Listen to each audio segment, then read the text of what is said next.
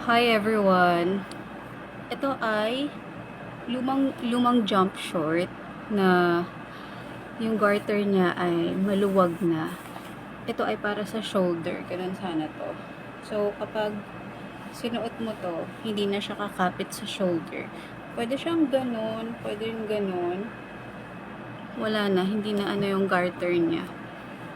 I mean, na-stretch na siya, tapos hindi na siya bumabalik dun sa anong shape niya talaga. Ang gagawin natin ay ika-cut natin to. Ayan siya, guys. Cut natin siya dito.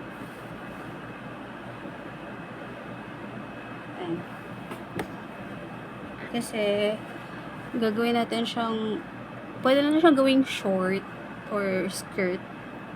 Then, yung upper portion ay gagawin nating crunchies. Gagawa tayo ng crunchies or ponies dun sa upper portion. Ang papakita ko po muna ngayon ay gagawa tayo ng crunchies or ponies out of dun sa top. Nakat na natin siya, guys. Ang gagamitin natin for crunchies or ponies, itong sleeve. Yung isang sleeve pala ay talagang hindi na masusot kasi ayan o, butas na siya. So, yung kabilang sleeve yung gagawin nating ponies. Yung iba siguro dun pwede rin magawa pa. Pero isa lang muna gagawin natin ngayon. So, meron akong garter dito. Marami akong garter kasi yung in case na yung uniform ng mga bata ay kailangan ni-adjust.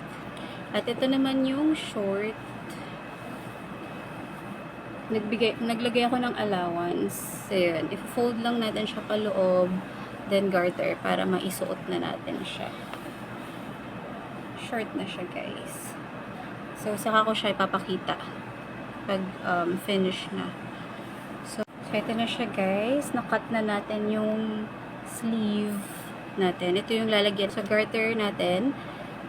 Sukat lang kayo dito sa wrist nyo. Syempre yung kakasya sa sa wrist nyo kasi pwede natin isuot sa wrist. Cut ko siyang ganito. Ayan, guys. Kinat ko siya sa gitna dun sa tahi. Then nagtahi ako dito, nag-fold ako, tapos ito tinahi ko siyang ganyan. Simple running stitch lang. Cut natin yung excess.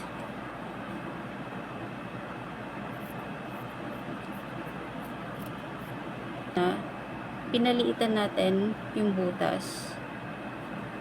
Then babalik na rin natin kasi yun eh.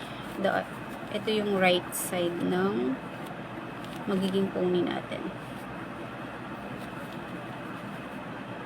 So, ito yung garter na kinat natin. Lang natin siya hanggang dun sa ating dulo.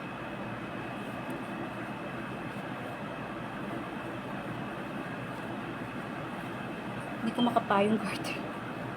So, ito yung garter. Tahiin natin siyang ganyan.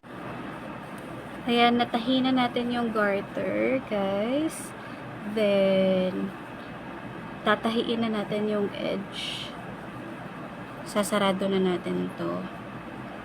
Yung mga tinabasan, itatago natin. Ayan. So, guys, natahi na natin siya. Ito na yung ating crunchies. Ayan. Guys. Pwede nyo siyang i-ganon. Suot. Ayan. Then, pwede nyo na rin siyang itali sa hair nyo. Sapol.